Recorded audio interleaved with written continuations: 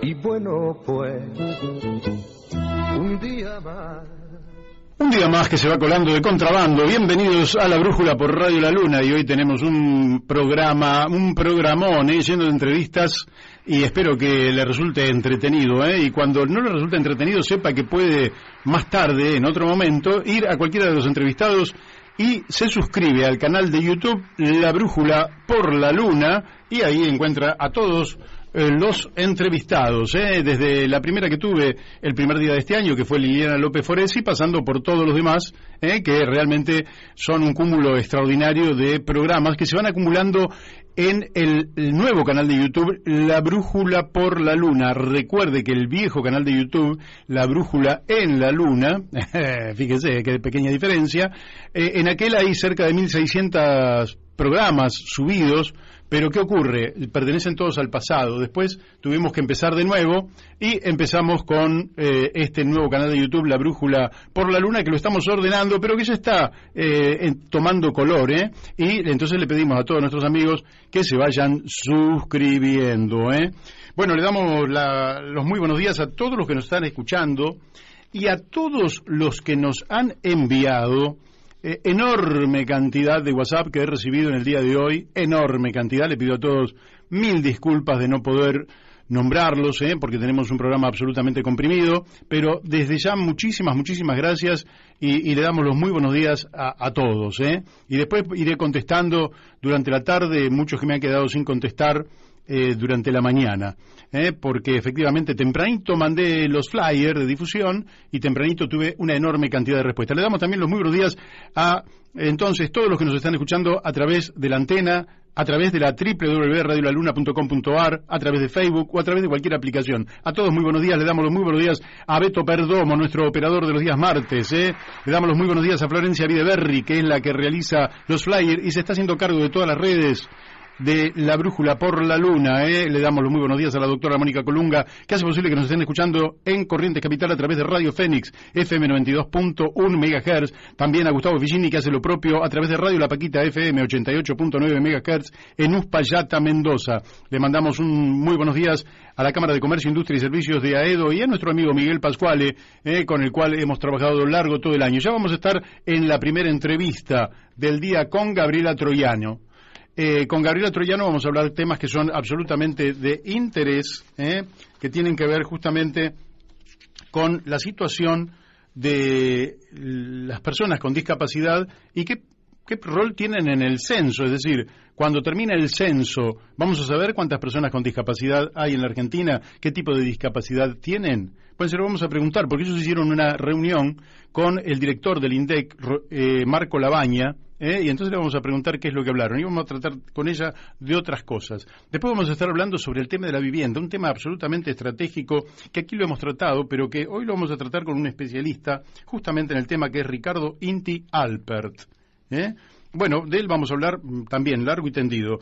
Después vamos a estar hablando con Raúl Montenegro, Premio Nobel Alternativo, que han hecho a través del FUNAM una denuncia penal contra el director de Núcleo Eléctrica, José Luis Antúnez, y porque el contrato de construcción aparentemente viola leyes argentinas. Y finalmente vamos a estar hablando con el dirigente cordobés, Pipón Giuliani, de la Central de Trabajadores Argentinos, sobre el 24 de marzo. Nosotros el 24 de marzo, este es el primer programa después del 24 de marzo, y le vamos a hacer algunas preguntas de fondo, no tanto de coyuntura. Ya estamos en contacto con Gabriela Troiano, diputada nacional, mandato cumplido. Muy buenos días, Gabriela, ¿cómo te va? ¿Qué tal? Buenos días, Mario. Un gusto, como siempre, compartir estos minutos. Bárbaro.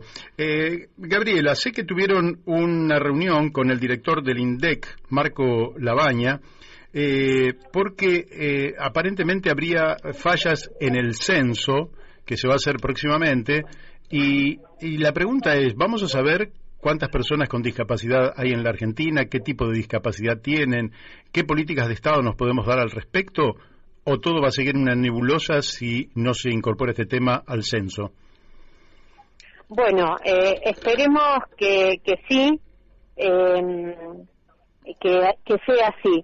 Se han respetado las preguntas del grupo de Washington, que es lo que establece Naciones Unidas, si bien no toda la cantidad, pero el hecho de que esté en el formulario principal creo que es ya un avance, porque significa que van a ser pensadas todas las personas y se les va a preguntar acerca de si tienen alguna dificultad. Pero nosotros también le reclamamos, Mario, otra cosa, porque, ¿sabes? A lo que es absolutamente inaccesible para las personas con discapacidad es la parte virtual, el censo virtual.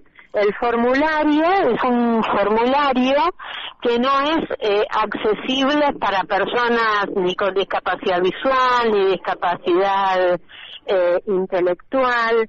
Dura muy poco tiempo, entonces hay que estar volviendo permanentemente, y esta es una situación que se ha planteado desde REDI y de distintas organizaciones que firmaron esta carta que se le hizo al director del INDEC, Marco Labaña.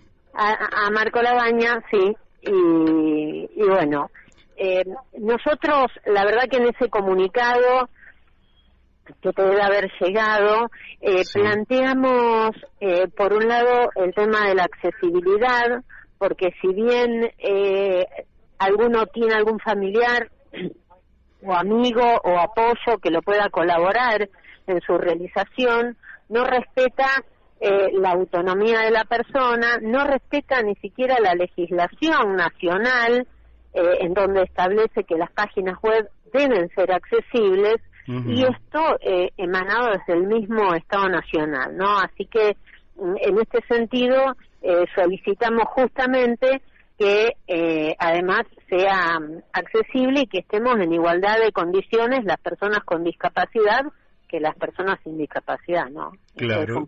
¿Cuál fue la respuesta? ¿Cuál fue la respuesta de Marco Labaña? Nosotros aún no hemos tenido respuesta a eso. Creo que ya va a ser difícil que lo modifiquen. En general, todos los organismos del Estado, salvo ahora que se está consultando la ley de discapacidad, no se consulta con las organizaciones y con los afectados, digamos, directamente, como lo establece la Convención sobre los Derechos de las Personas con Discapacidad, que tiene rango constitucional en Argentina. Esto vos siempre nos escuchás decirlo a todos los integrantes de REDI, porque en realidad esta convención surge de las organizaciones y de personas con discapacidad, y es una condición misma de la convención la consulta obligatoria. Esta consulta no se hizo. Nosotros en REDI en el 2020 tuvimos una reunión con Marco Labaña y le manifestamos algunas inquietudes, algunas fueron tomadas, otras no, pero planteamos la necesidad de la consulta. Bueno, no se entiende, creo, todavía en nuestro país la importancia de la consulta a las organizaciones, de las distintas características y distintos apoyos que se requieren para que realmente un flyer, un programa, un video sea accesible y que todas las personas que vivimos en Argentina con y sin discapacidad podamos tener acceso a la información, porque de esto se trata, ¿no?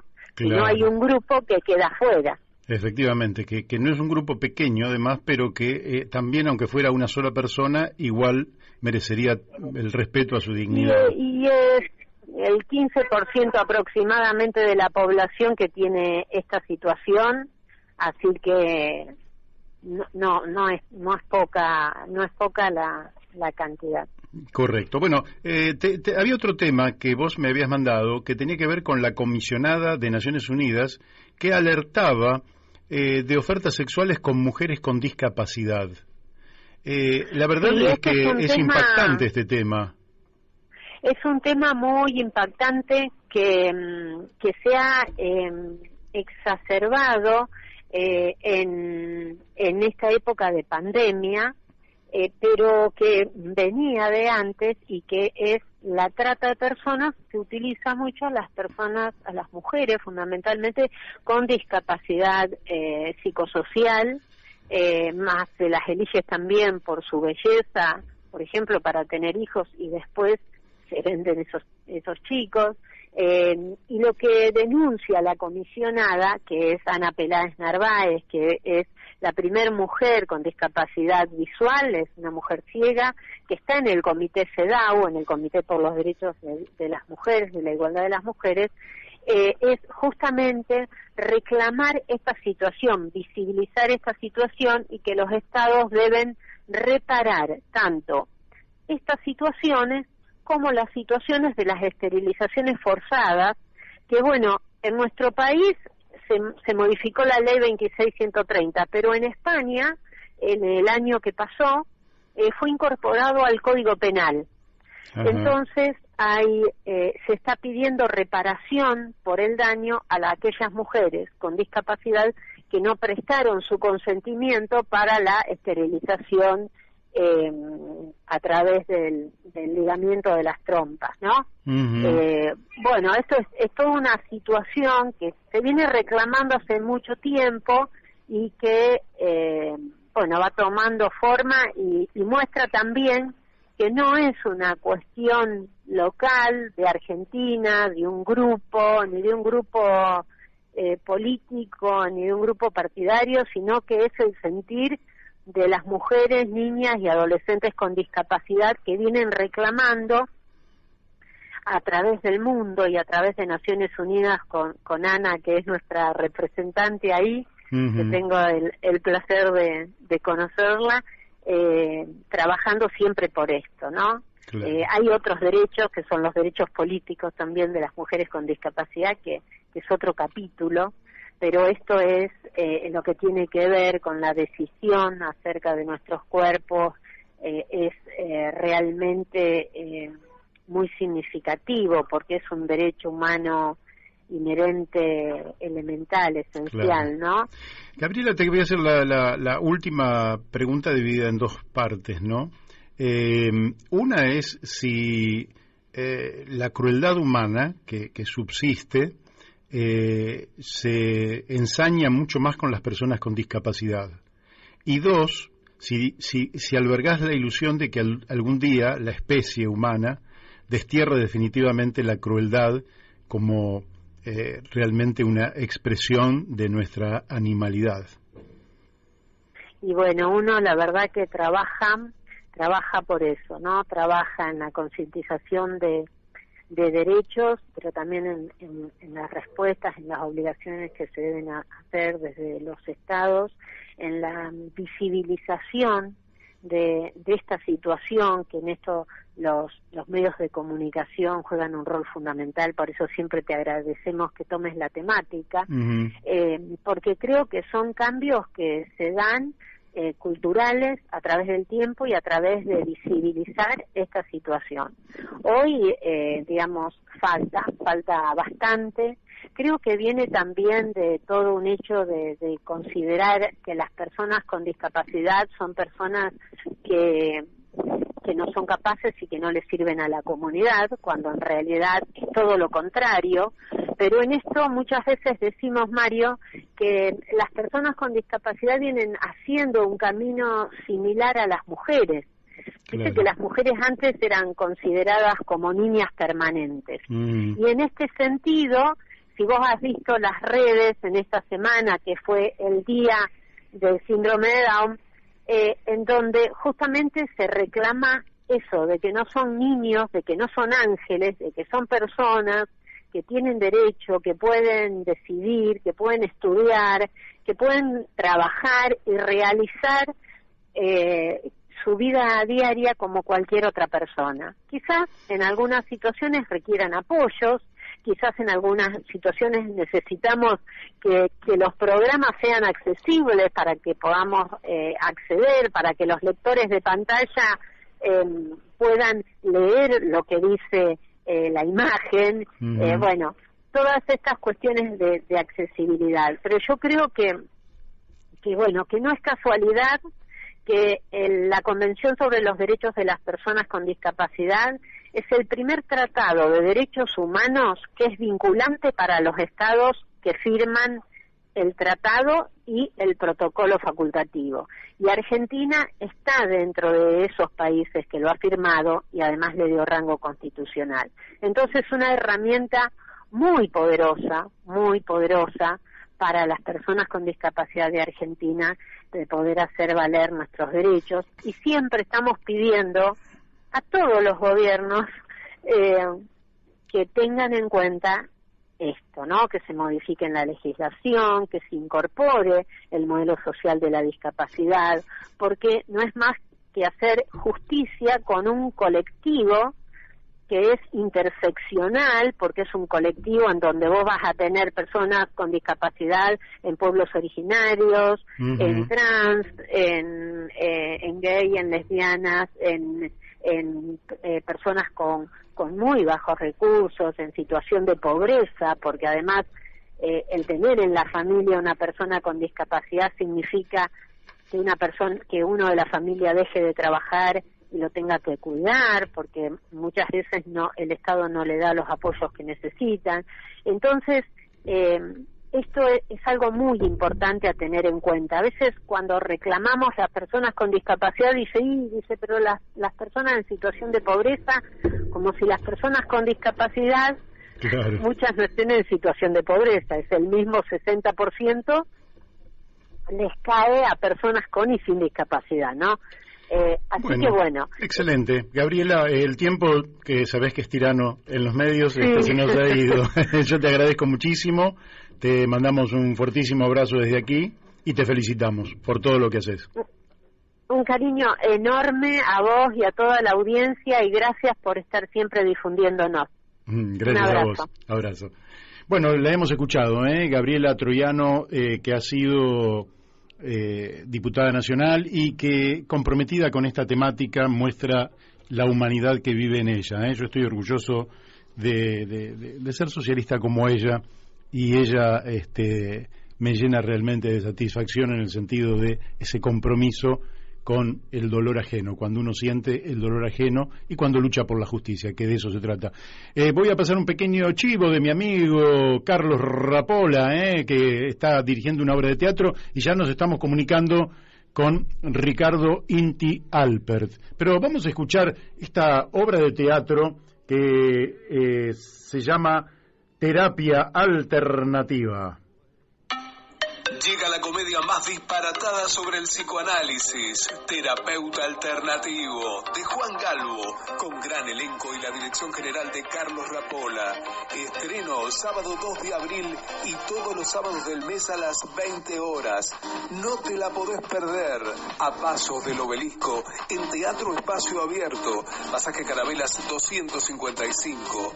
Reservas al 43281903 o en alternativateatral.com. Bueno, muy bien, todo lo que tiene que ver con la cultura, bienvenido sea, y terapia alternativa. Bueno, de mi amigo Carlos Rapola, vamos a tratar de volver a repetir, porque acá me manda un mensajito de que quieren que repita, después lo vuelvo a repetir, y en todo caso después le mando el flyer con la grabación para quien quiera asistir este sábado 2 de abril. Este sábado 2 de abril, además, tiene la particularidad de cumplirse 40 años de la recuperación de Malvinas, de manera que le cuento a mis amigos y a mis oyentes que voy a estar a las 11 de la mañana allí en la zona de Retiro, en la Plaza San Martín, frente al monumento a los caídos en Malvinas, junto con muchos amigos, amigas, compañeros, compañeras, rindiendo un homenaje justamente a quienes dieron su vida en favor de la recuperación de la soberanía territorial argentina, es decir, Malvinas, Georgias y Sándwiches del Sur y toda su proyección antártica es parte de nuestro territorio, y por tanto reclamarlo y luchar para que vuelva a ser parte integrante de la nación argentina, de la nación sudamericana, si ustedes quieren, es parte de un derecho, es parte de una lucha anticolonial que se supo dar en condiciones mal planteadas, adversas. Vamos a estar hablando largo el viernes con el capitán de fragata Jorge Sanz, con quien ya hemos hablado de este tema, pero vamos a incorporar muchísimas novedades. Pero el sábado a las 11 de la mañana voy a estar allí en el Monumento a los Caídos, y bueno, quienes nos quieran acompañar, bienvenido sea. Bueno, ya estamos, les sigo agradeciendo a todos los que me van enviando mensajes. Bueno, acá me preguntan por la localidad de la plaza. El Monumento a los Caídos está en la Plaza San Martín, en la zona de Retiro, Ciudad Autónoma de Buenos Aires. Allí voy a estar a las 11 horas junto a muchísimos amigos y amigas, compañeros y compañeras, en el Monumento a los Caídos en la zona de Retiro. Y ya estamos en contacto con Ricardo Inti Alpert, un experto en tema vivienda, habitacional, urbanos, ambientales, y lo estamos saludando. Muy buenos días, Ricardo. Hola, ¿cómo te va, Mario? Bien, bien. Bueno, para mí es un gusto charlar con vos, y en realidad era una de las deudas que tenía para con el programa, porque alguna vez te escuché por televisión y me parece que realmente sos un conocedor a fondo de esta problemática, y bueno, poder aprovecharte en el día de hoy para mí es un gustazo. Te quería preguntar, para empezar, ¿se agudiza el problema de la vivienda? ¿Hay estadísticas? ¿Está contemplado en el censo el tema? ¿Qué dicen los números? Mira, los números son de una crueldad importante. O sea, tanto la encuesta permanente de hogares, que mantiene un relevamiento semi-actualizado bastante coherente, como el censo del último de 2010, lo que muestran es que casi la mitad de la población argentina no vive en lo que se supone que es una vivienda propia, linda, digna, ¿sí? O sea, propia, Ajá. digna, linda y amplia. O sea, si vos dijeras, levante la mano todo aquel que quiera mejorar sus condiciones habitacionales residenciales, ni siquiera te estoy contando los que se quieren hacer una casita de fin de semana. ¿Está bien? Levanta la mano medio país.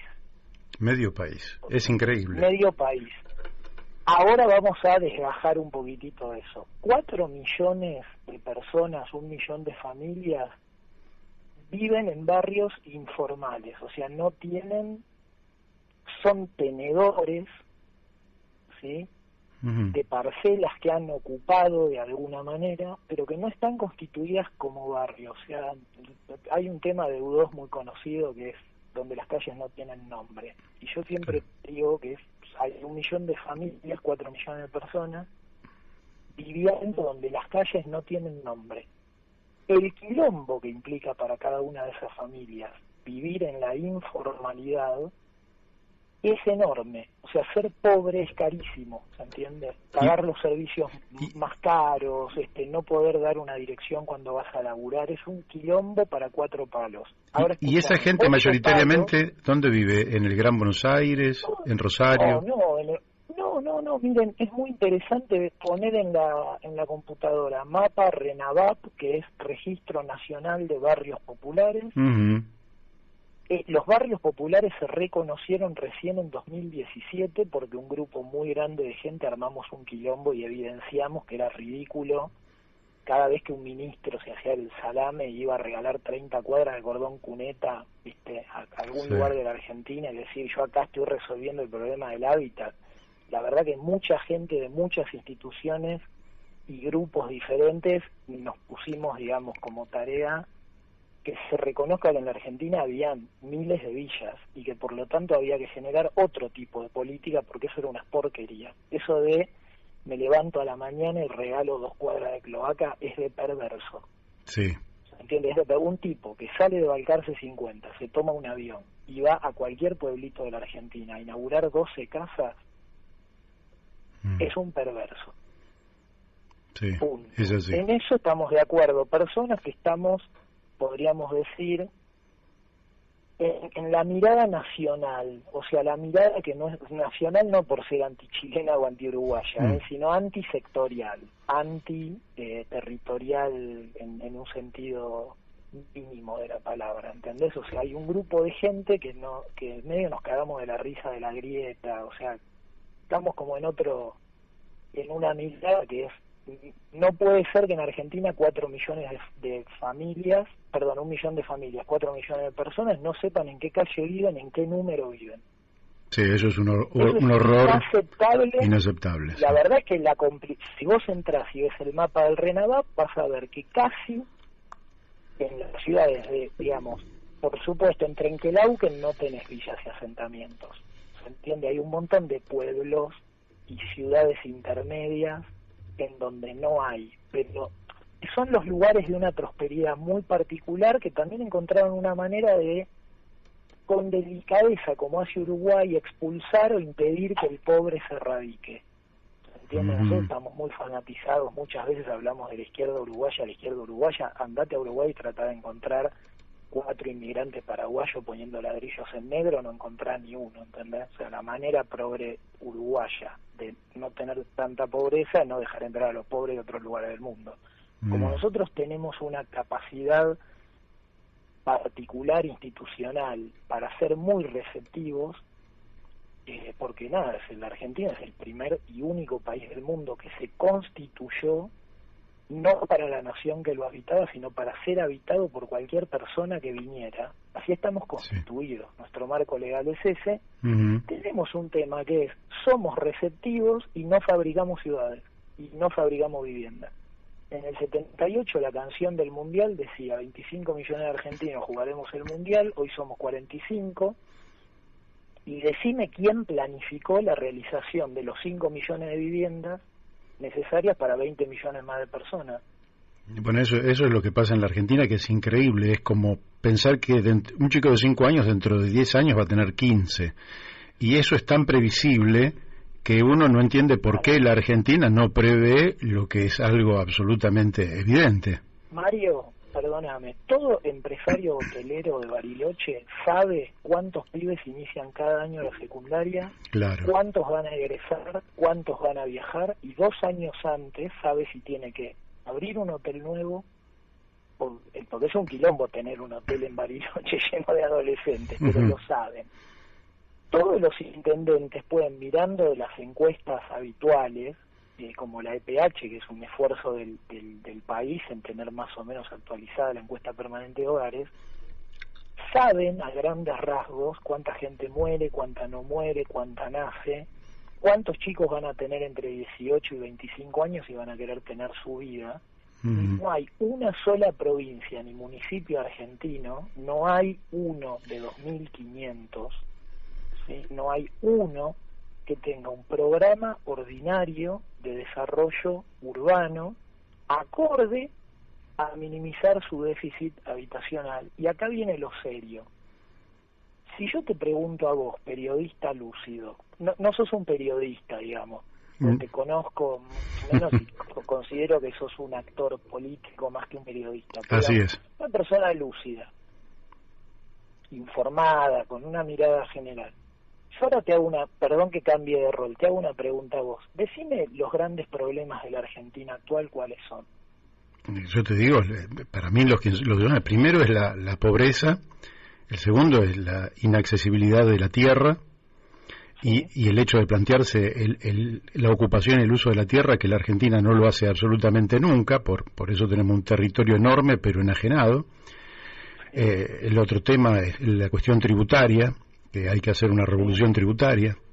El tema de la vivienda es un tema absolutamente central. En fin, eso podrían ser algunos de los...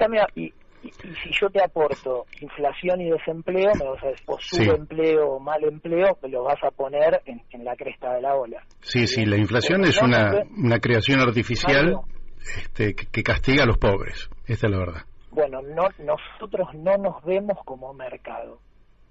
¿Se entiende? O sea, lo que yo estoy tratando de poner en evidencia y lo que me interesa difundir es, antes de que los argentinos le podamos vender, nosotros tenemos buena carne, por lo tanto tenemos cuero, por lo tanto algunos hacen carteras. Por lo tanto alguno dice, bueno, el desarrollo argentino es venderle a las italianas carteras. Como tenemos un montón de climas, no sé qué, algunos dicen, bueno, podemos tener un montón de insumos para hacer perfume, le vamos a vender perfumes a los franceses. y autos a los alemanes, y yo siempre jodo porque algún día algún loco quiere venderle palitos a los chinos. Microchip a los japoneses. Claro, y microchips a los japoneses, pues somos vivos y tenemos escuelas técnicas. Para Mario, sinceramente, teniendo 800.000 docentes en Argentina, de los cuales 450.000 alquilan, eso se sabe.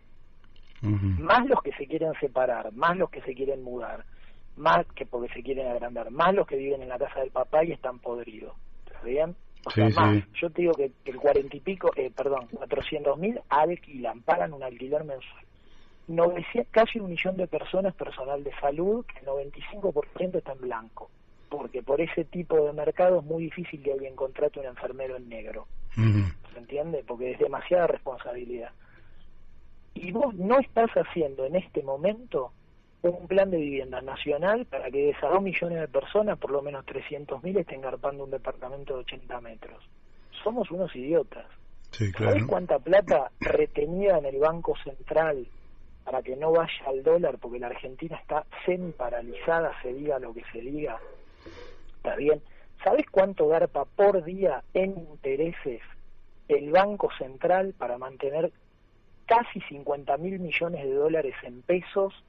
O sea, casi 50.000 millones de dólares, más de lo que le debemos al FMI. Sí, 5 billones de pesos. Billones. Billones de pesos en LELIC. En LELIC, menos pases. Sí. No, hoy en día son LELIC y pases, punto. Tenés casi 5 billones de pesos, que a dólar oficial son 50.000 millones de dólares. A dólar paralelo, 25.000. Bien, para que esa guita que no tiene destino no se vaya al dólar, el Banco Central, ¿sabés cuánto imprime por día? Por supuesto, los imprime en pantalla, no importa si es billete o clic, no importa. ¿Sabés cuánto invierte por día el Banco Central? ¿En cuánto incrementa la masa dineraria en la Argentina cada día de lunes a domingo? En el equivalente hoy a 5.000 millones de pesos diarios. Sí. O sea, hoy estamos agregándole combustible al tumor inflacionario por 1.000 viviendas por día. 1.000 viviendas por día se queman, ¿sí? En incrementar la inflación.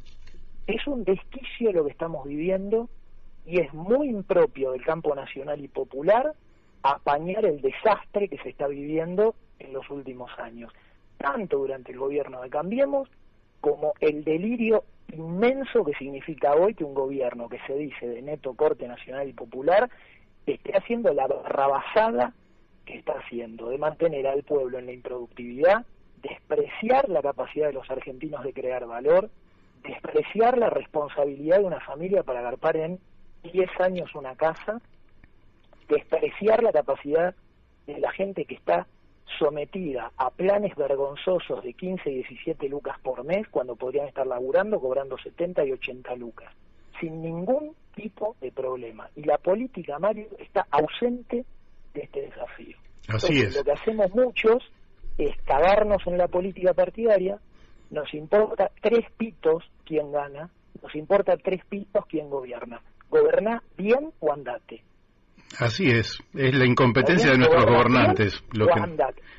Ricardo, dame un minutito porque quiero volver sobre este tema que vos estás planteando, que tiene que ver con la transformación, por decirlo así, de bienes especulativos y parasitarios en riqueza real, material, y que genere trabajo y bienestar. Pero antes de meterme en ese otro tema, porque tenemos todavía unos minutitos, quiero volver un poquito para atrás. Vos dijiste que había 1 millón de familias, o sea, 4 millones de personas que vivían en barrios que no tienen calles, pero vos habías dicho originariamente que la mitad de la población argentina tenía problemas habitacionales. Claro. ¿Por qué no me completás eso que falta? Otros 8 millones de personas, o sea, otras 2 millones de familias alquilan lugares formales. ¿Se entiende? Ahí ya vamos por 12.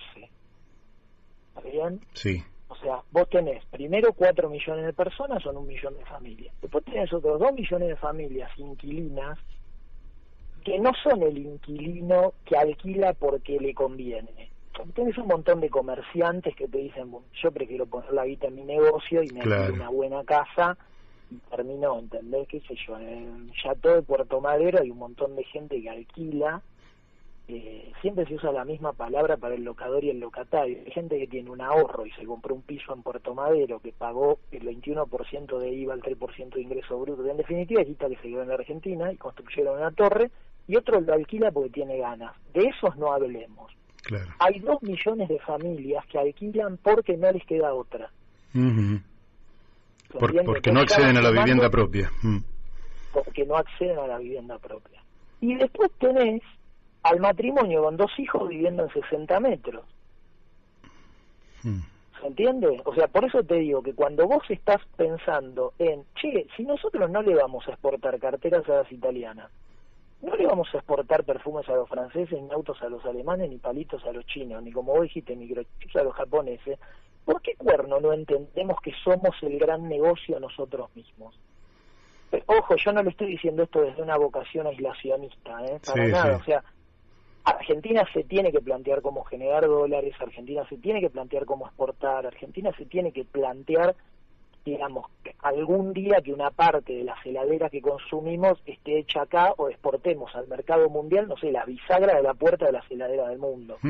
Pero eso es algo que tiene por lo menos 10 años de recorrido, gobierne quien gobierne, ¿entendés? Para desarrollar un mercado, para que en Canadá un oficinista que sale al mediodía a comprar algo para comer, se compre un frasquito con carne al vino de la Argentina, ¿se entiende? A $6, y a nosotros nos llegue por un frasquito de 300, 400 gramos de carne al vino, hacemos la mejor carne, el mejor vino.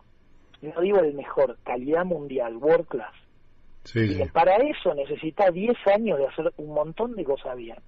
Ahora, para poner en marcha la pavimentación de ese 1 millón de familias que viven en calles que no tienen nombre, ponerle la chapita en la puerta, completar las redes de gas, agua potable, electricidad, necesitas que cada familia tenga un crédito de $5.000, lo garpen en 8 años y pones en marcha el aparato productivo básico, creás riqueza estructural, y si después se agota eso y hay desempleo, la gente va a estar en el fondo de la casa en la pileta tomando sol, no en una villa.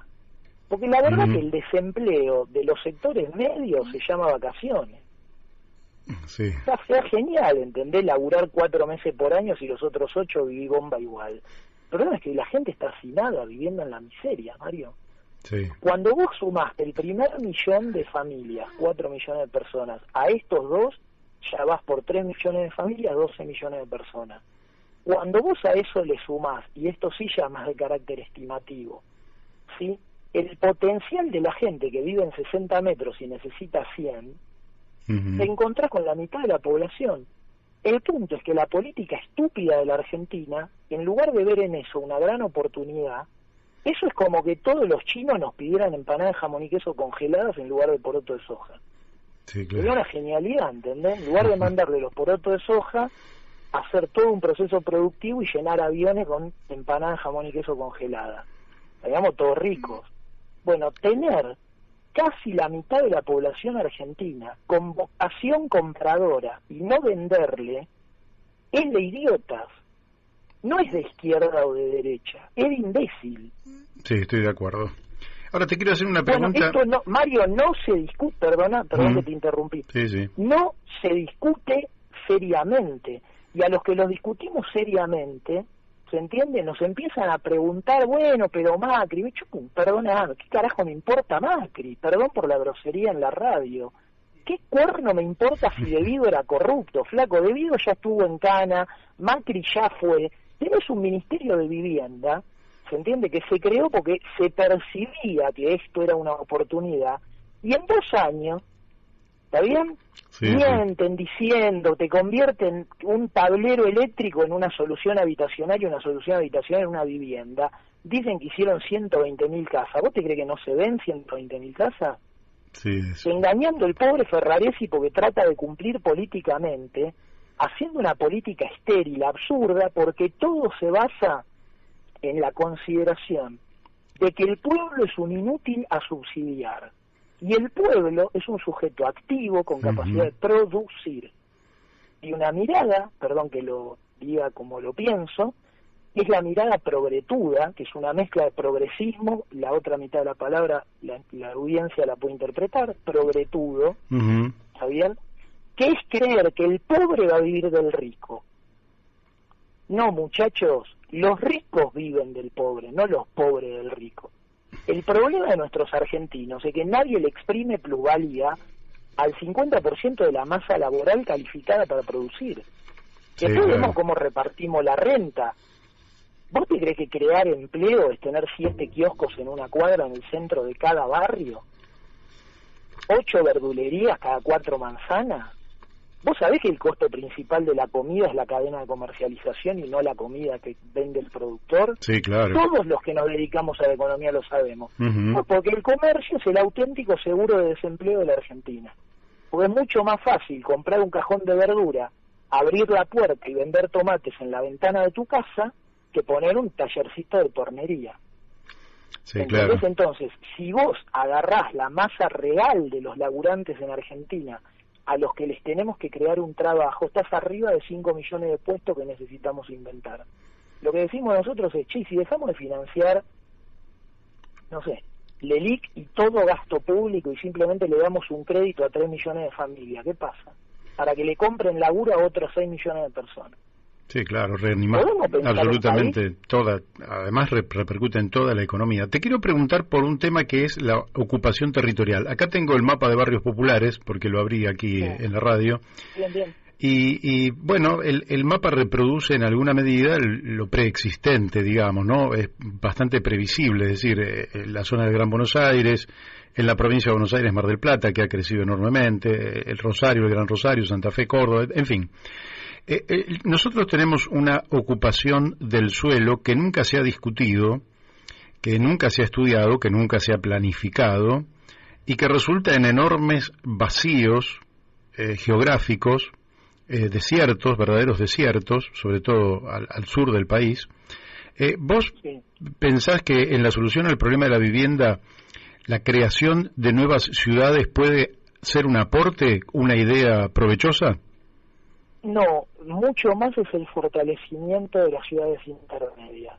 O sea, es mucho más importante que la creación de ciudades nuevas, la densificación y el desarrollo de cinturones de densidad media y de cinturones, digamos, que vinculen lo productivo con lo residencial, lo productivo muy intenso, sí, básicamente de fruta y horticultura, hidroponía, pero fruta y horticultura, no, digamos, soja, trigo, maíz.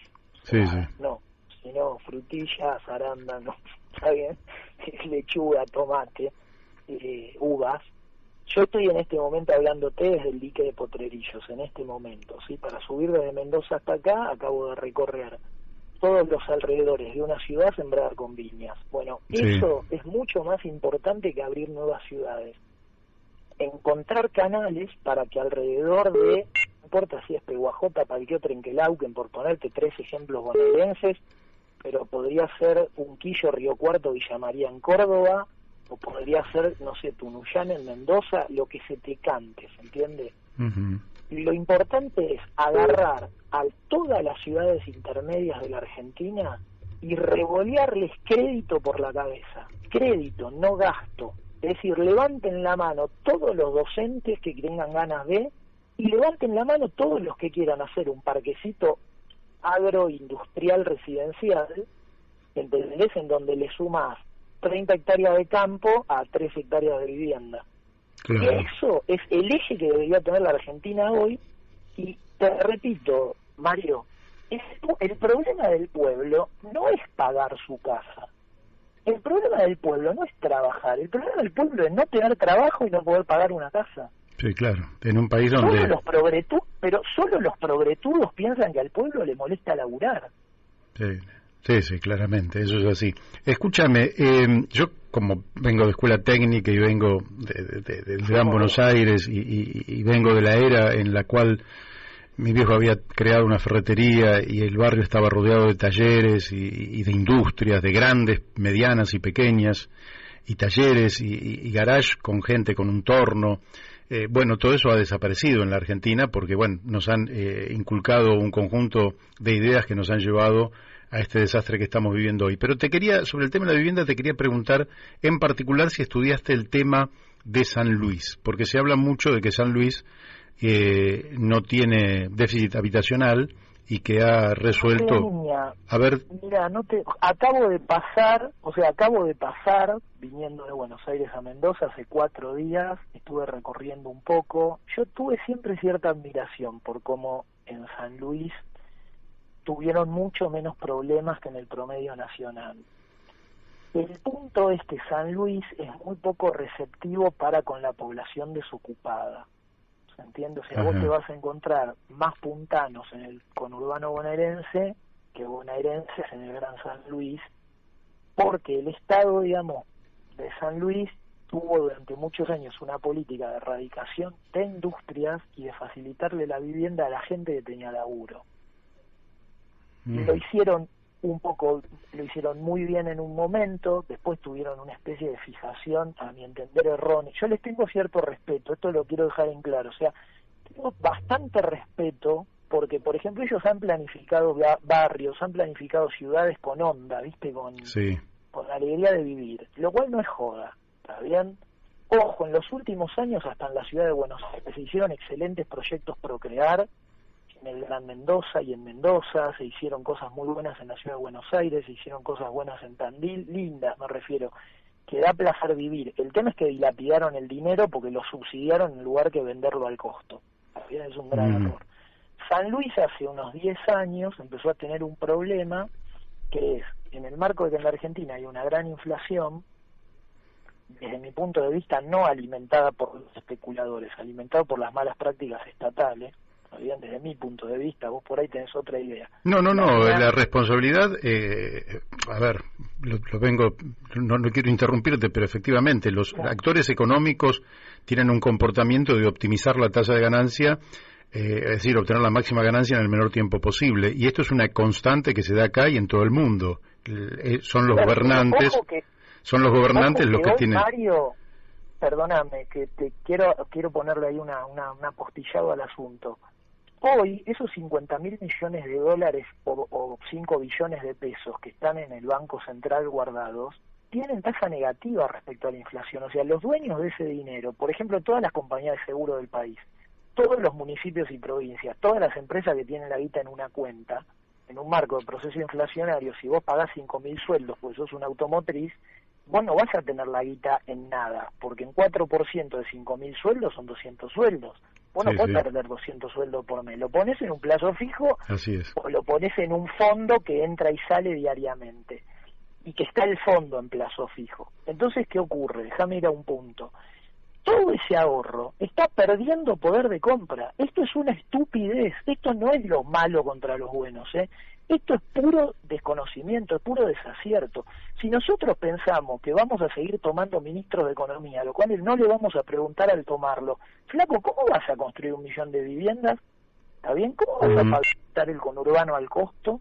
¿Cómo vas a terminar la red de servicios públicos de último kilómetro en todos los barrios y ciudades de la Argentina?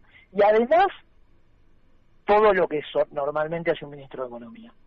Mientras nosotros sigamos teniendo tipos que en un discurso progresista, con un discurso de centro derecha, no sepan pavimentar los alrededores de Morón, ¿se entiende? Morón está más o menos pavimentado. Merlo, destrozado. Morón está destrozado. Moreno está bombardeado. Pero está más o menos pavimentado. Pero digamos, ponele que queda un pavimento viejo. Sí, algunos que sobreviven están realmente dinamitados. Bueno, y sin embargo no te ven al pueblo como mercado, ¿entendés? Entonces, mientras nosotros sigamos pensando que un ministro de Economía, porque fue una facultad en Estados Unidos y habla inglés, no importa si es de centro izquierda o de centro derecha, que hay que empezar a preguntarle, flaco, ¿cómo pone cloaca en Marcos Paz? Y después, ¿cómo arreglamos con el FMI? ¿Cómo arreglamos con el Club de París? ¿Cómo bla, bla, bla, bla? Todo lo demás que lo sabe cualquier tipo más o menos lúcido como Guzmán, que es un tipo más o menos lúcido, pero hace 2 años que está de ministro y digamos, el millón de familias que vivían en un barrio donde las calles no tienen nombre, siguen viviendo en barrios donde las calles no tienen nombre. Me gustaría... Si no entiende lo que es el mercado interno, no puede ser ministro de Economía de un país, puede ser secretario de Hacienda, excelente, pero no ministro de Economía. Sí, claro, no es ministro de la deuda, pero aparte de eso, me gustaría que expliques que para todos estos planes, nos quedan poquitos minutos, no se necesita un solo dólar, porque todo esto se hace con moneda nacional. Mazo, porque en realidad vos pensás que si compras un tanque de agua de producción nacional, el 40% del insumo básico, o sea, por ahí un 20 del precio final, 25, es importado. Dame un tanque de agua miserable, claro, un miserable tanque de agua. Los pigmentos de todas las pinturas que se hacen en Argentina son importadas. Entonces, gestionar el acceso al dólar sí es un componente central de una política económica. O sea, no hay que minimizar que si cada laburante le va más o menos bien, pasó de planero a trabajador con 80 lucas por mes y le quiere comprar al hijo un botín Nike, bueno, listo, flaco, está girando guita al exterior. Entonces tenemos que ver si tenemos que importar insumos para pintura, insumos para tanques o motos de agua.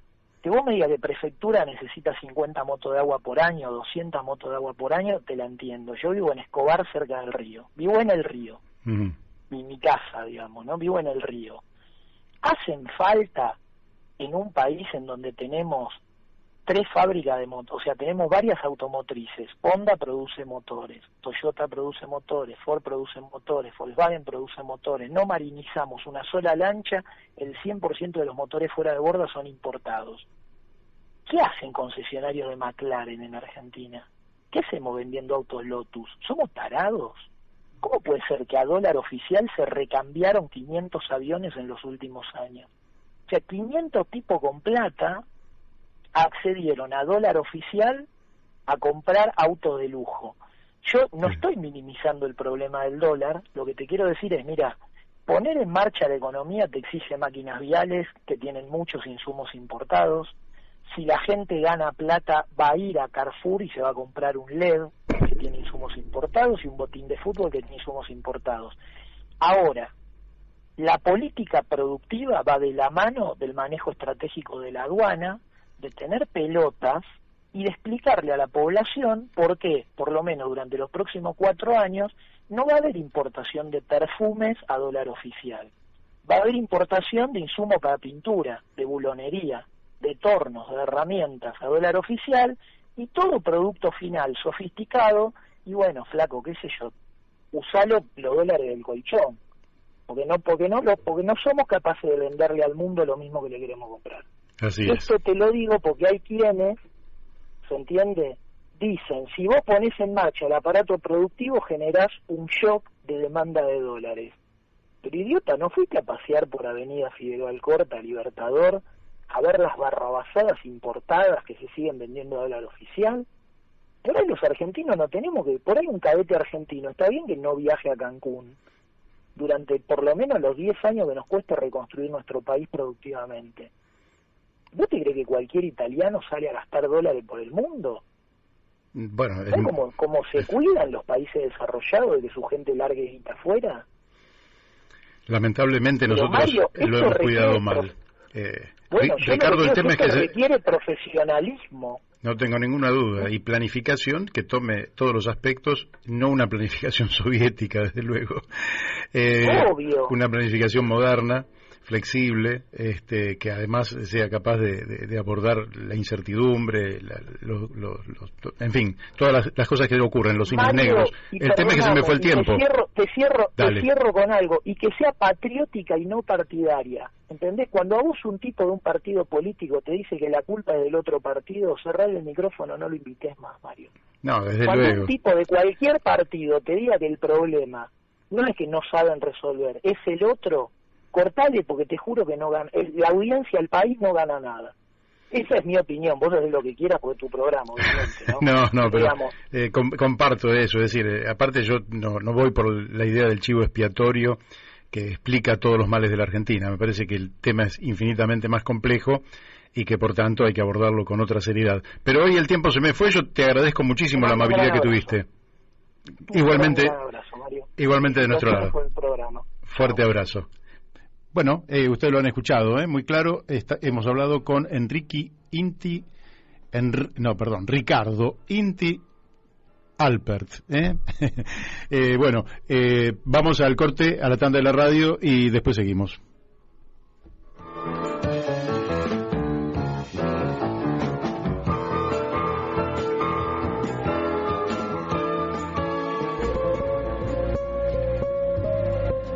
todos los colores en una radio. AM La Luna, para comunicarnos y conocernos.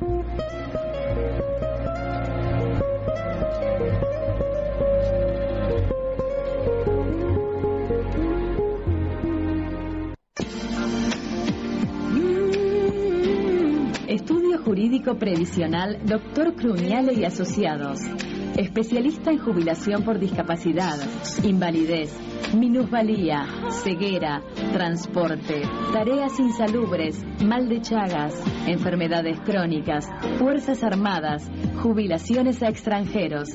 Estudio Jurídico Previsional Dr. Cruñale y Asociados. Comuníquese al 15 54 90 20 64. Patronato EPASA, trabajando en beneficio de todos los italianos. Brindamos asesoramiento gratuito para obtención de jubilaciones y pensiones argentinas e italianas. Pensión por viudez, invalidez, ancianidad.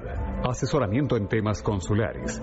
El Patronato EPASA tiene por objetivo trabajar gratuitamente en beneficio de los italianos. El Palomar, Estomba 1608, segundo piso. Patronato EPASA, trabajando en beneficio de todos los italianos. Animate y tené tu programa de radio. Sumate a nuestra programación. Tu sueño es posible. Llámanos al 44 43 7424. 44 43 7424.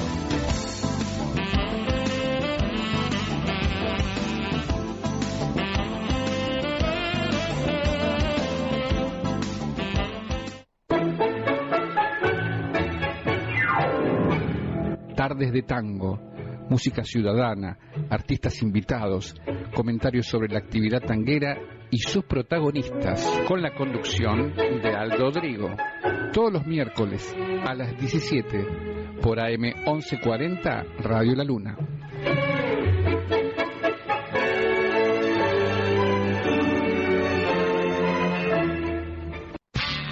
Un giramondo come me. Il Trotamundo, un programa de la Sociedad Italiana de Aedo Norte, música italiana, fiestas patronales, todo sobre la colectividad. Il Trotamundo, con la conducción de Gerardo Rosica, todos los lunes a las 18 por AM 1140 Radio La Luna. Se girando il mondo troverò una che pensa come me.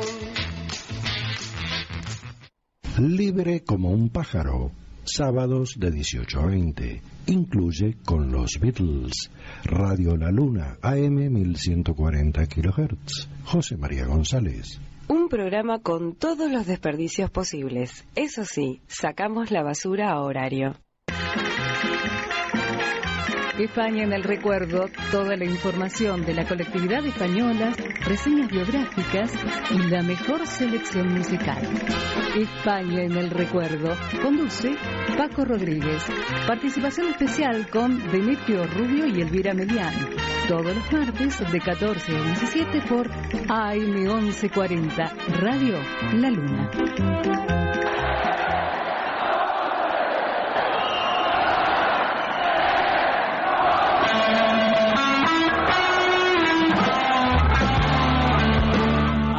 Está todo el rock de las nuevas bandas, los lunes a las 14 horas en AM 1140 Radio La Luna. En el dial, Radio La Luna. AM 1140 La Luna, tu radio amiga.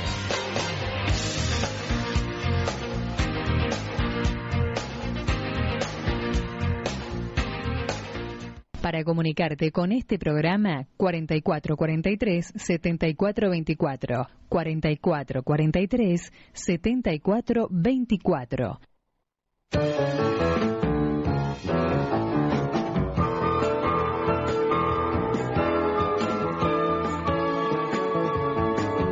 Bueno, seguimos aquí en La Brújula por Radio La Luna. Llamó Humberto de Villa Sarmiento, oyente de Villa Sarmiento, Humberto, donde nos habla de Pedro Opeka, que es un cura argentino que construye casas en África.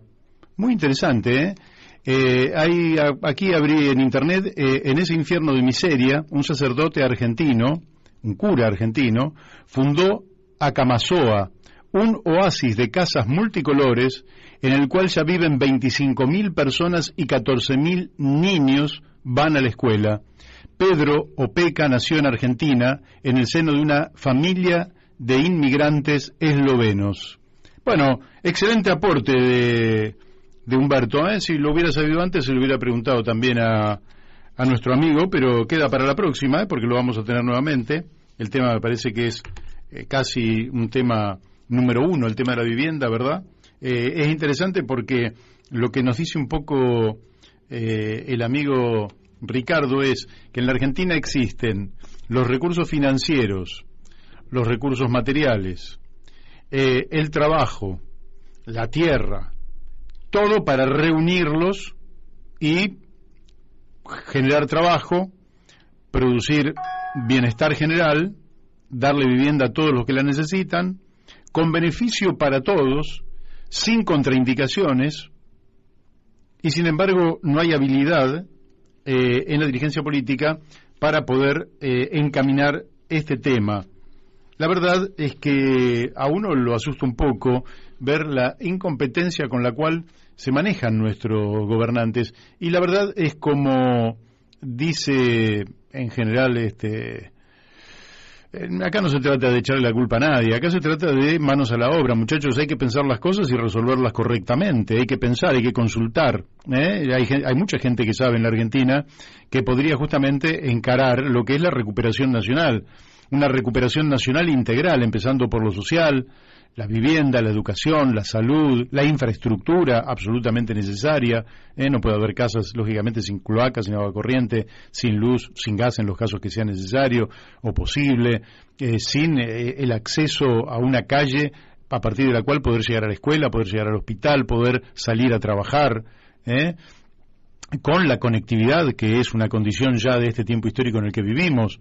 Hace 100 años eso no existía, es decir, una casa hace 100 años podría no tener teléfono y eso no sería ningún drama porque el teléfono estaba naciendo, pero hoy pensar en una vivienda sin conectividad es realmente absurdo. Por otra parte, son costos mínimos que generan enormes posibilidades para cada una de las familias. Nos estamos tratando de comunicar con Raúl Montenegro, quien desde Córdoba nos va a hablar sobre esta denuncia que se ha hecho, y si no aparece, lo que vamos a hacer es pasar un temita y yo voy a tratar de comunicarme a través de otro medio de comunicación, dado que lo que sobran hoy son medios de comunicación, y puede que tengamos algún tipo de inconveniente, pero lógicamente a resolver, no vamos a dejar de cumplir lo prometido. Raúl Montenegro, premio Nobel alternativo, un ambientalista, un hombre comprometido con la defensa del ambiente, que es la defensa de la vida. No, creo que para nuestros oyentes, ¿sí? ¿Ya estamos en contacto? Bueno, vamos al tema entonces y tratamos de comunicarnos por otro medio. Vamos.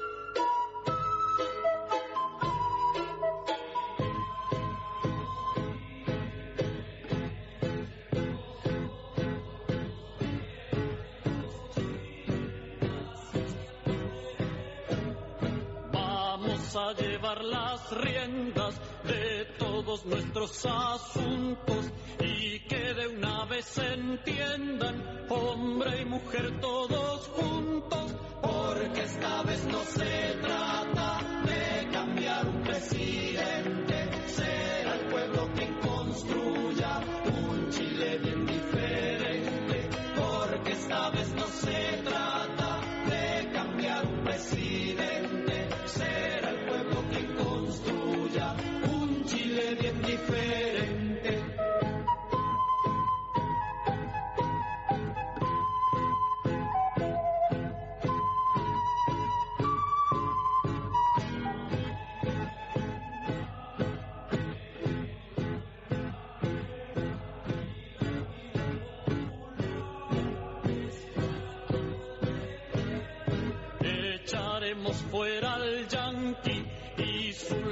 coraje siniestro con la unidad popular. Ahora somos gobierno, porque esta vez no se trata de cambiar un presidente. Será el pueblo quien construya un Chile bien diferente, porque esta vez no se trata de cambiar un presidente. Será el pueblo quien construya un Chile bien diferente.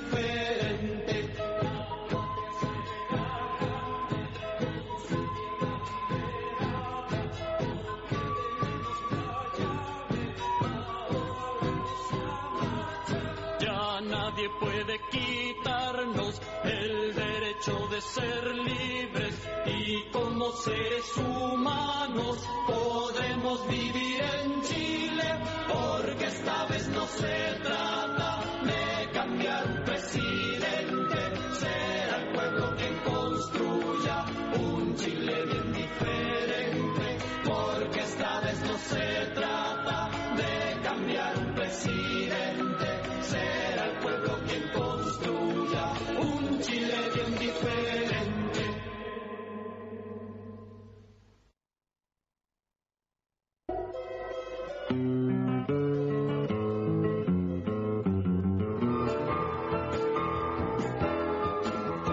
La Brújula, un programa de análisis y opinión de nuestra realidad, reportajes a protagonistas. La Brújula, con la conducción de Mario Masitelli, lunes y martes a las 12 por AM 1140, Radio La Luna. Y bueno, pues, adiós ayer, y cada uno a lo que hay que hacer. Para comunicarte con este programa, 4443-7424, 4443-7424.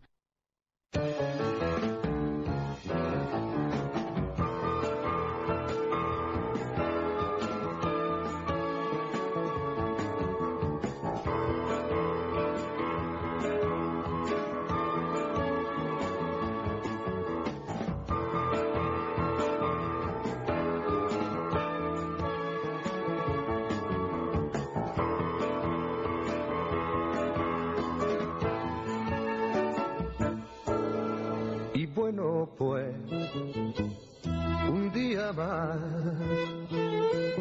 que se va colando de contrabando. Y bueno, pues, adiós ayer, y cada uno a lo que hay que hacer. Tú enciende el sol, tú tiñe el mar, y tú descorre el velo que oscurece el cielo, y tú ve a blanquear la espuma y la nube, la nieve y la lana, y tú conmigo a cantar la mañana. Tú a dibujar el trigo y la flor, tú haces de viento, dales de movimiento y tú les das color. Tú amasas los montes, tú al pozo a baldear, y tú conmigo y el gallo a cantar. Para comunicarte con este programa, 4443-7424, 4443-7424.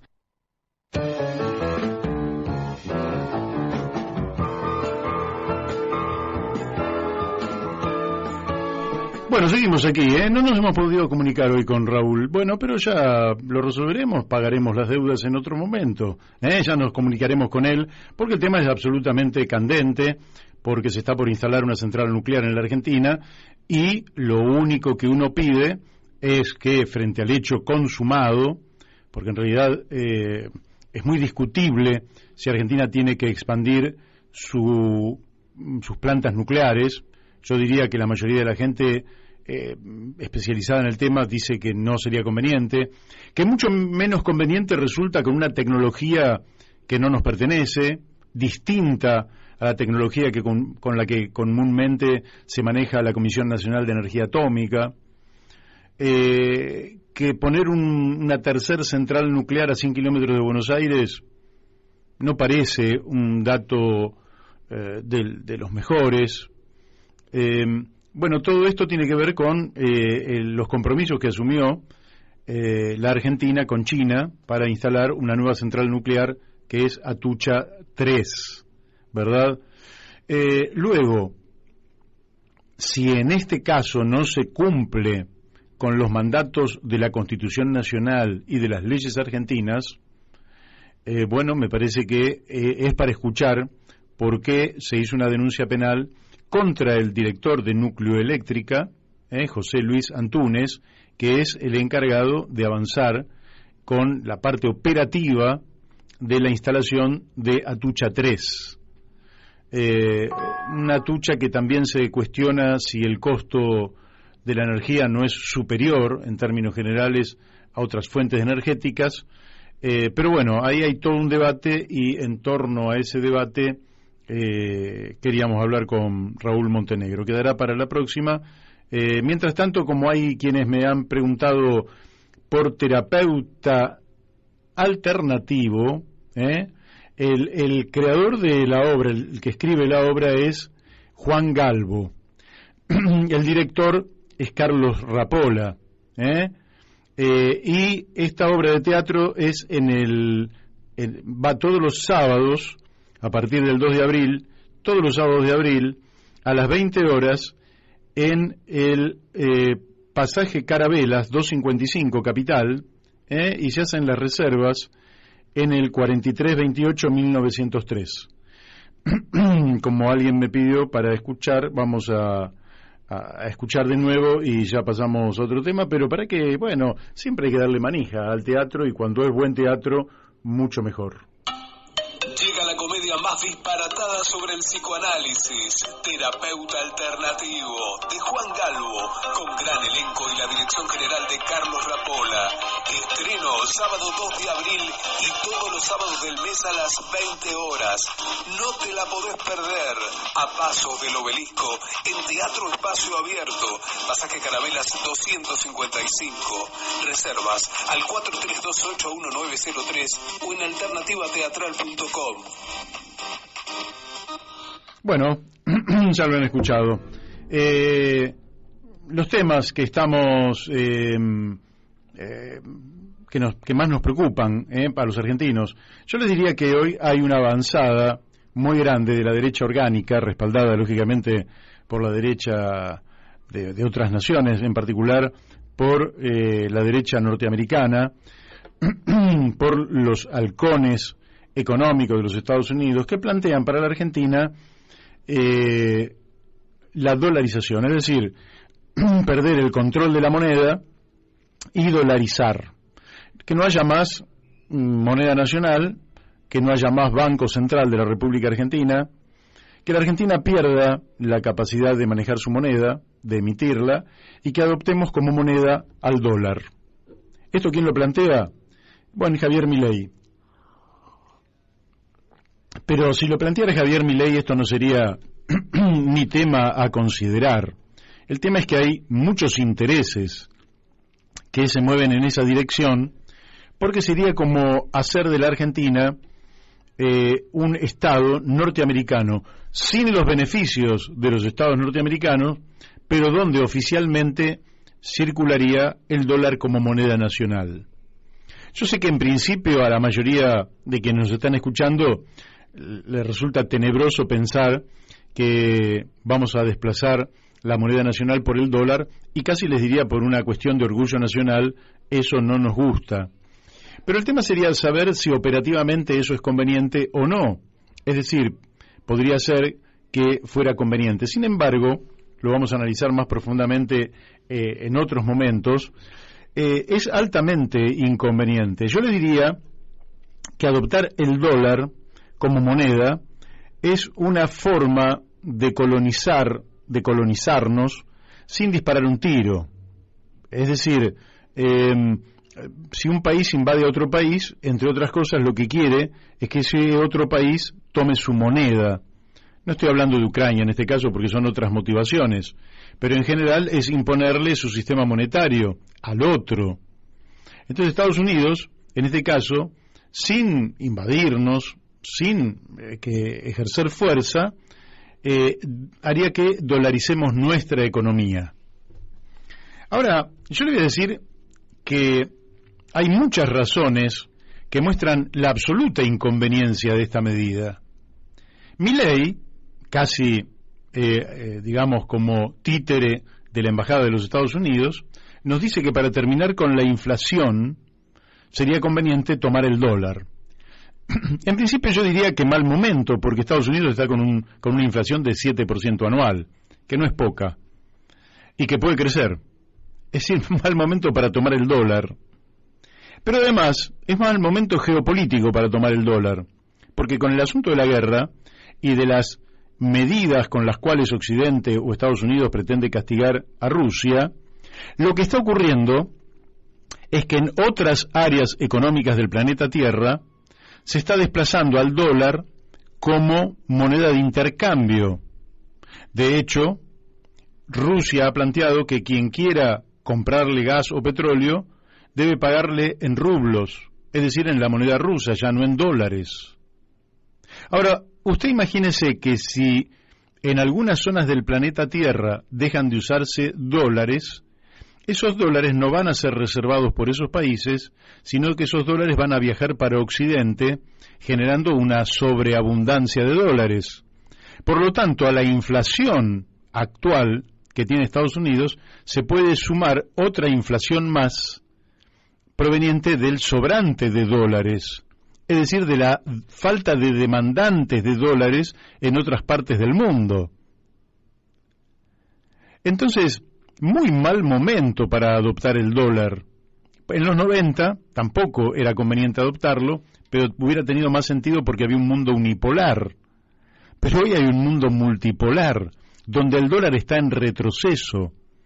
Y algunos analistas incluso están planteando que próximamente le va a caer un misil nuclear al dólar.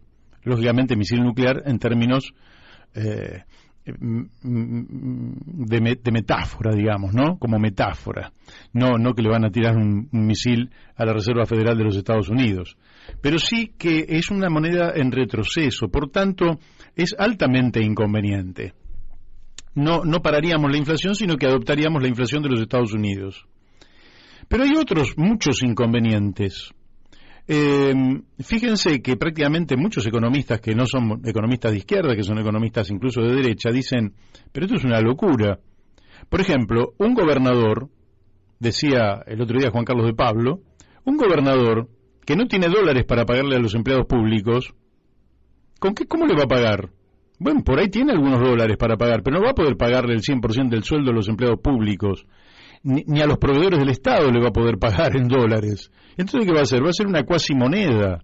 Para complementarlo, va a ser cuasimoneda.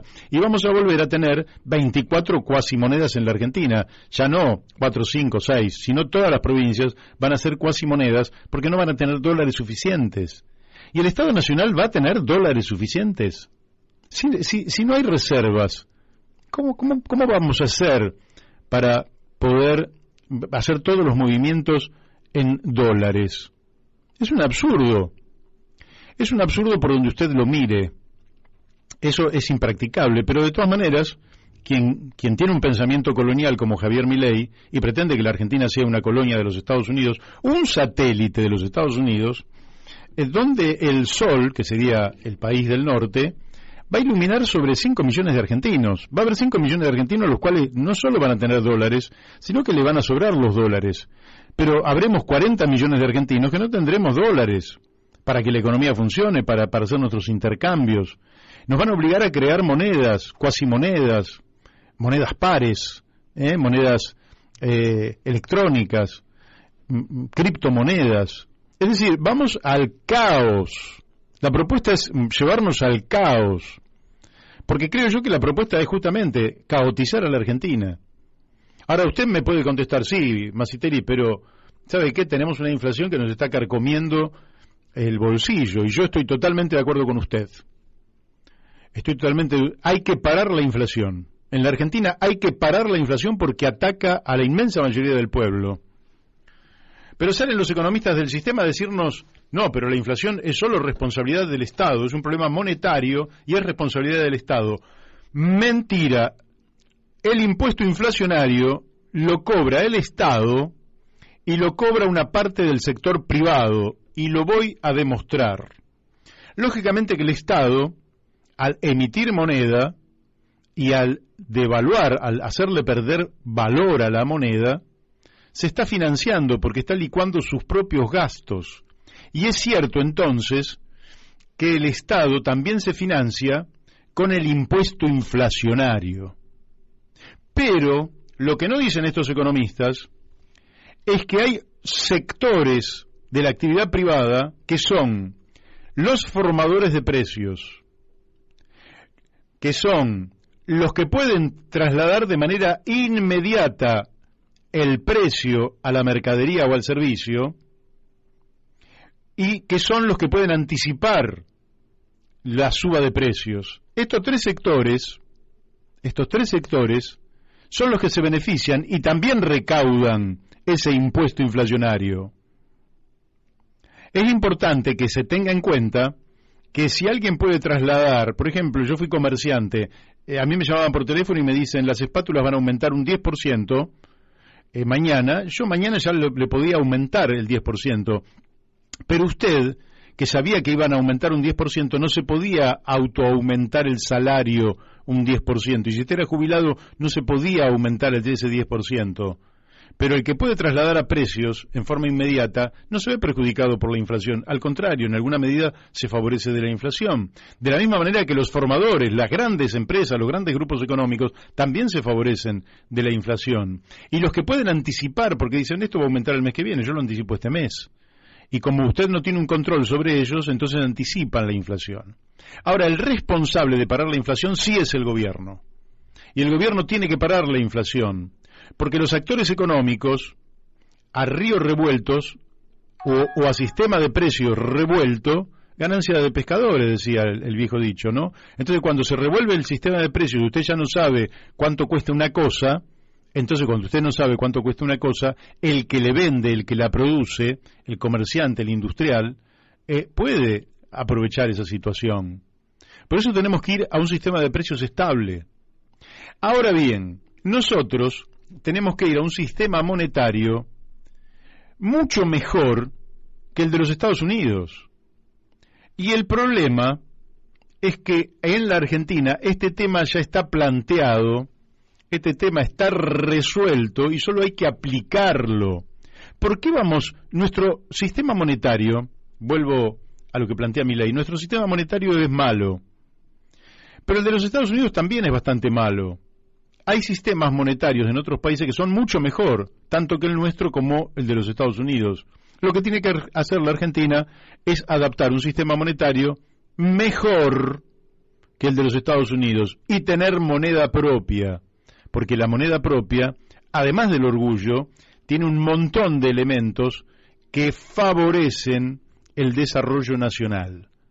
Y quienes no quieren que Argentina, que es un país grande, se desarrolle, nos dicen, quédense sin monedas, quédense sin Banco Central, pierdan la política monetaria, adopten el dólar y húndanse en el subdesarrollo. Eso no lo tenemos que aceptar. Vamos a un tema musical y después vamos a estar hablando con Juan Carlos Pipón Giuliani de la Central de Trabajadores Autónoma de Córdoba.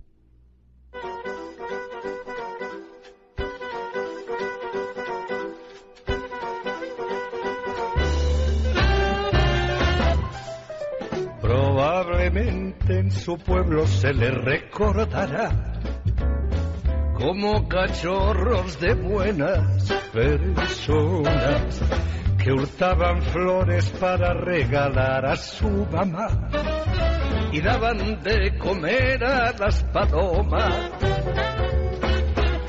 Probablemente todo eso debe ser verdad, aunque es más turbio cómo y de qué manera Llegaron esos individuos a ser lo que son. ¿Y a quién sirven cuando alzan las banderas?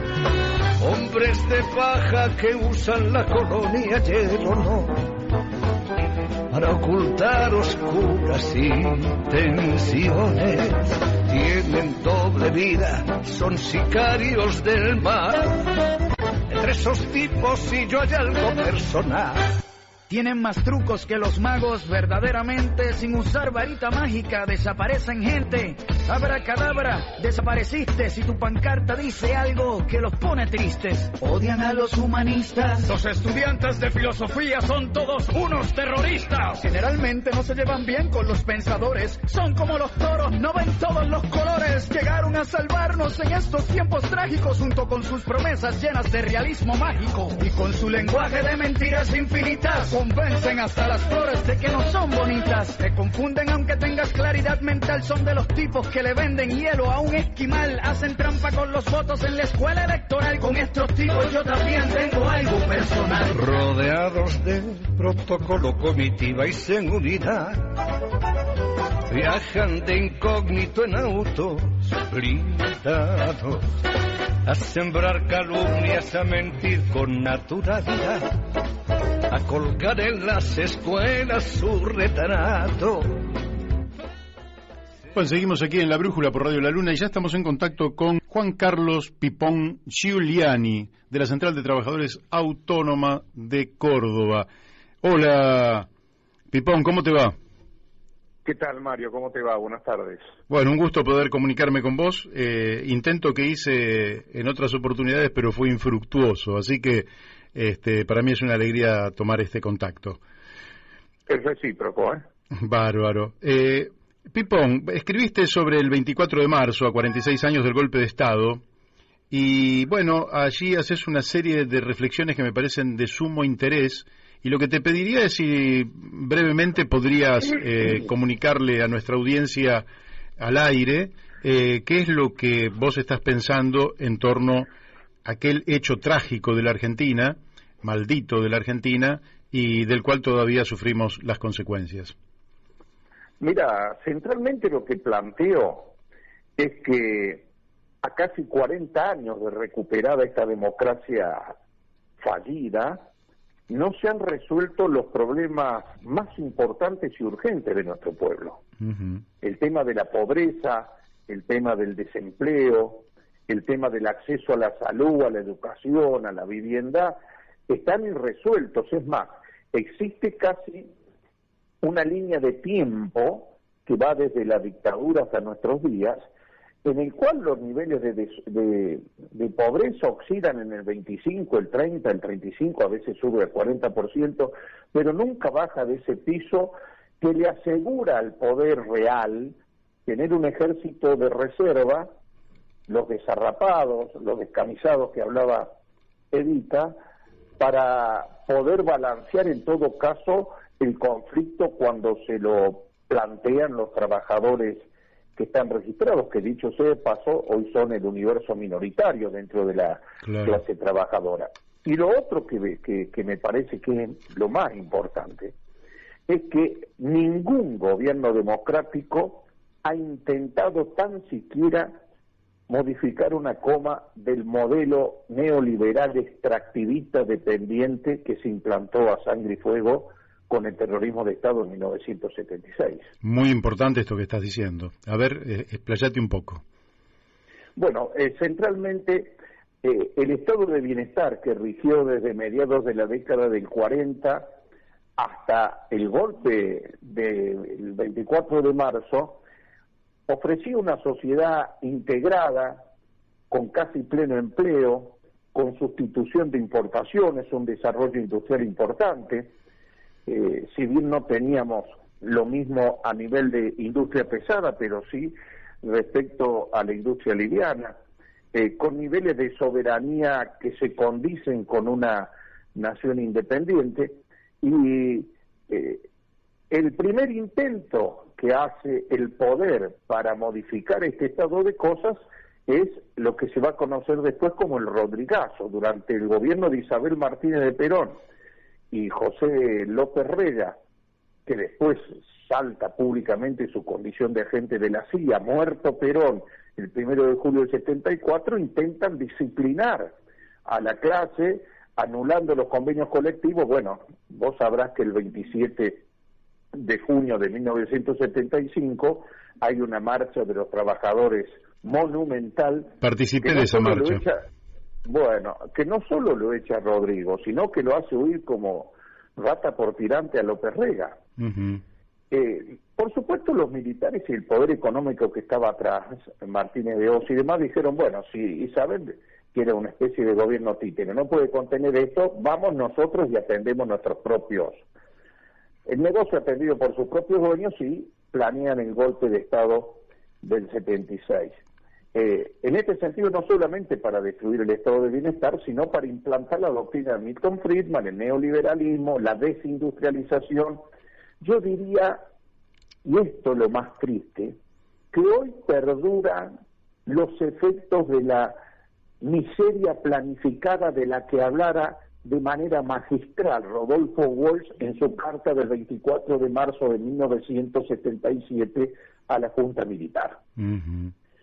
Y esto implica que sobre la base del capitalismo financiero se destruye los vectores que había de la industria nacional, se reprimariza la economía y hoy estamos fundamentalmente en la situación que estamos, porque somos absolutamente dependientes de los commodities que los manejan además 5 o 6 grandes grupos económicos multinacionales que son los que son además los dueños que están sobre el río Paraná. Bueno, antes de seguir me gustaría escarbar un poquito más en esta materia. Yo muchas veces con la palabra neoliberalismo nunca me llevé muy bien, porque neoliberalismo da la sensación de una nueva libertad con la cual uno podría estar de acuerdo. Claro. Sin embargo, aquí no es que hubo un triunfo de ideas, es decir, no es que hubo un debate y unas ideas triunfaron sobre otras. Acá hubo terrorismo de Estado. Es decir, hubo 30.000 detenidos desaparecidos. Me gustaría que escarbáramos un poquito en eso y que nos contaras un poquito, porque acá no es que, bueno, se hizo un congreso, en el congreso se votó. Exacto. No hubo un consenso social, no hubo cabildos abiertos que plantearan que esta era la salida para la crisis en nuestro país. Acá lo que hubo fue una masacre, el terror planificado, la miseria planificada, acallar cualquier tipo de voces opositoras y plantar este nuevo modelo a sangre y fuego. Uh-huh. El tema es que los gobiernos que le sucedieron a la dictadura militar, desde Alfonsín hasta hoy, con sus matices, porque no es lo mismo el gobierno de Menem, la Alianza Macri, que los de Alfonsín o los Kirchner, o el mismo de Alberto Fernández, más allá de las críticas que podamos tener por la situación actual de su acuerdo con el Fondo Monetario y demás, no son lo mismo, pero en lo nodal no han tocado el tema del extractivismo, que tiene que ver también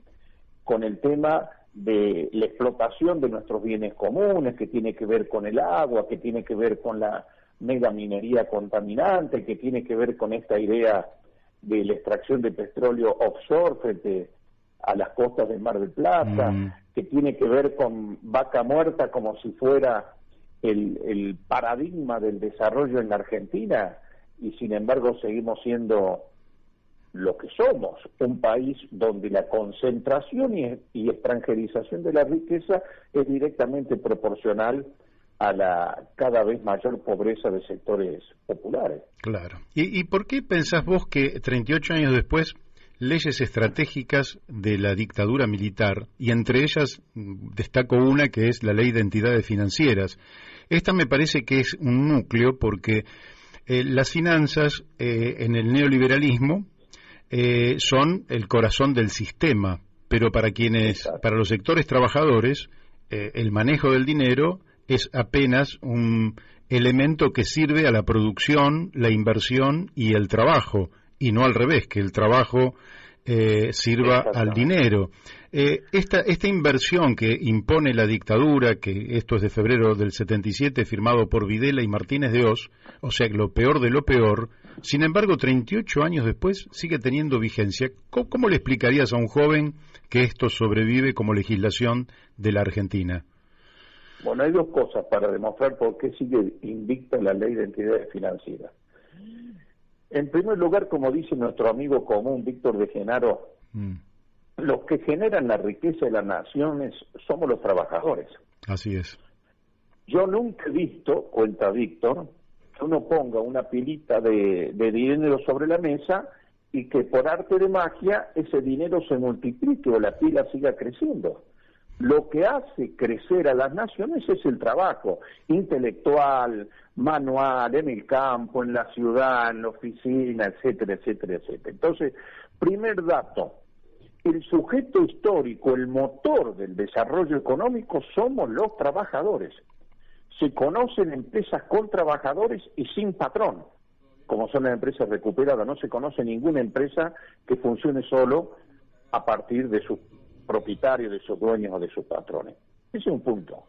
El otro, me parece que nadie se anima a ponerle el cascabel al gato porque predomina en esta democracia, a mi juicio colonial, predomina la ideología del posibilismo con la que se arropa el progresismo en la Argentina y que significa no tirar de la cuerda, no hacer olas, todavía no nos da la correlación de fuerzas y que eligen el atajo de negociar con los grupos de poder en lugar de ir a fondo y modificar cuestiones esenciales como es quién maneja el sistema financiero en nuestro país. Así es. Dado que has hablado de lo que es muy claro, pero que muchos niegan, la creación de la riqueza cuenta fundamentalmente por parte de los que trabajan y de la clase trabajadora en particular, ¿verdad? No negamos que hay algunos empresarios que trabajan y bienvenidos sean, pero quien mueve las palancas de la historia y de la producción y la creación de la riqueza es el pueblo trabajador. Ahora, la clase trabajadora en la Argentina tuvo la fortuna de organizarse y de construir poder a tal punto que si nos retrotraemos 46 años atrás, aquel 24 de marzo, la CGT era poderosísima. Sin embargo, aquel día anterior, quizás el 23 de marzo de 1976, Casildo Herrera, que era el secretario general, dijo: yo me borro. ¿Qué papel crees vos que cumplió bien y qué papel crees que no cumplió bien la clase trabajadora organizada en torno a esta reconversión de la Argentina de país, digámoslo en forma sencilla, de país independiente a un país semicolonial? Exactamente. Bueno, la burocracia sindical siempre ha tenido el papel de pretender garantizar la paz social, entre comillas, al poder económico o al poder político de turno, a cambio de dádivas, a cambio de mantener sus propias posiciones de privilegio. Acordate que la CGT en 1945 planteaba un paro para el día 18 de octubre. Y claro, el pueblo salió a la calle el 17 de octubre para recuperar a Perón, que estaba en la isla Martín García. O sea, el papel que tuvo la CGT, como siempre ha habido dirigentes que se han acomodado rápidamente a la nueva situación, dirigentes traidores a la clase y otros que han preferido nadar contra la corriente. No es lo mismo Casildo Herrera que compañeros que han peleado como Saúl Ubaldini, que además llevó adelante, o el grupo de los 25 que hizo el primer paro en abril de 1979, la marcha histórica de Paz, Pan y Trabajo hacia Plaza de Mayo del 30 de marzo, que van a cumplir ahora 40 años de Saúl Ubaldini, de la CGT Brasil. Ahora, al frente de la CGT Brasil estaba la CGT Azopardo Contreaca, que junto con Ramón Baldacini, cuando fueron a declarar en el juicio de las juntas, no recordaban que hubiera ningún delegado u obrero desaparecido, cuando el 67% de los detenidos desaparecidos son pertenecientes al universo de los trabajadores. O sea, ha habido lo de siempre. La gran masa de trabajadores resistentes, de las que no se habla muchas veces, porque se dice que Alfonsín es el padre de la democracia. Ahora, se niega la resistencia de las huelgas de brazos caídos, de los paros a la japonesa, de los sabotajes que se hacían con los rudemanes en las líneas de montaje de las fábricas, y de la cantidad de muertos y desaparecidos que tienen los laburantes, junto con los organismos de derechos humanos, que son los dos pilares de esta resistencia, que hace que la dictadura en la Argentina demore o tenga vigencia mucho menos tiempo que, por ejemplo, en Chile o en Uruguay. Claro. A nosotros nos quieren hacer creer que la guerra de Malvinas fue la determinante para que los militares, que ya estaban en un estado de agonía, entregaran el poder al sector civil. No es cierto. En todo caso fue lo que precipitó, fue la gota que rebasó el vaso, pero había un formidable movimiento de resistencia que también se incluía en lo político, con la multisectorial y demás. Por lo tanto, y más allá que después que se instauró la democracia, y con el lamentable hecho de implantar la teoría de los dos demonios a partir del prefacio de Ernesto Sábato en la versión del Nunca Más, y que significó la prisión de gente honorable como don Ricardo Armando Bregoncano, que lo conocemos muy bien porque es de nuestra ciudad, de Río Cuarto, y fue gobernador de Córdoba, volteado por un cuartelazo de la policía, apañado por el gobierno de Perón en febrero de 1974. A pesar de todo eso, los trabajadores tuvieron mucho que ver en la resistencia a la dictadura y en la vuelta a la democracia. Ahora, los que capitalizaron el retorno a la democracia, hoy por hoy es una clase dirigente que es tributaria o rentista de los grupos de poder. Entonces, vos tenés un nivel de vida que lo es de la clase dirigente política, sindical, empresaria, cultural, etcétera, que no tiene nada que ver con lo que está viviendo la mayoría de nuestro pueblo. Y por eso el nivel de descreimiento de la gente, sobre todo de los jóvenes, respecto al sistema. Está en cuestionamiento el sistema. El problema nuestro es que, en lugar de capitalizar los sectores nacionales, populares, de izquierda, poner el nombre que quieras, lo está haciendo la derecha de Milei y compañía. Así es. Estábamos hablando de eso, justamente, de este intento de colonizarnos sin tirar un tiro a través de la dolarización que plantea Javier Milei. Realmente nos han quitado de la agenda los verdaderos temas que debemos resolver los argentinos. Pero bueno, quiero seguir con este papel de la clase trabajadora. Tenemos unos minutitos más, si vos tenés tiempo. Me gustaría... Sí, con todo gusto. Porque la clase trabajadora, lógicamente, yo recuerdo, porque aparte nosotros participamos aquel 30 de marzo, ya la figura de Saúl Ubaldini tenía una magnitud nacional importantísima. Después siguió creciendo. En el 89 se gana Menem las elecciones. Menem, en un mundo cambiante porque estaba cayendo el muro de Berlín y después se disuelve la Unión Soviética, produce un giro en su política y se avanza a una alianza con los Alzogaray, con la UCD, y hace un gobierno de derecha absolutamente entreguista. En aquel momento ustedes, miembros de la CGT, se desprenden, 91, 92, y conforman la Central de Trabajadores Argentinos, que antes había sido, creo que, el Congreso de Trabajadores Argentinos. Exacto, sí. ¿Por qué no nos dedicás 2 minutos al motivo por el cual surge la CTA en aquel tiempo histórico? Bueno, fundamentalmente para interpelar lo que estaba haciendo Menem en nombre del Movimiento Nacional y Popular, en nombre del peronismo, y para cuestionar la decisión de la conducción de la CGT, que estaba absolutamente subordinada a las políticas de Menem. Porque más allá de los primeros escarceos que tuvo Baldini de oponerse, después quedó en absoluta minoría, y en realidad los gordos, como le llamamos hoy, de la CGT, terminaron diciendo que apoyaban todas las políticas del presidente Menem, que significaba ni más ni menos que rematar a precio vil el capital social del Estado, ¿no? Y la entrega absoluta vía el domingo caballo de nuestra soberanía monetaria, energética, etcétera, etcétera. Ante esa situación, un grupo de compañeros con un alto coraje, porque había que irse de la CGT.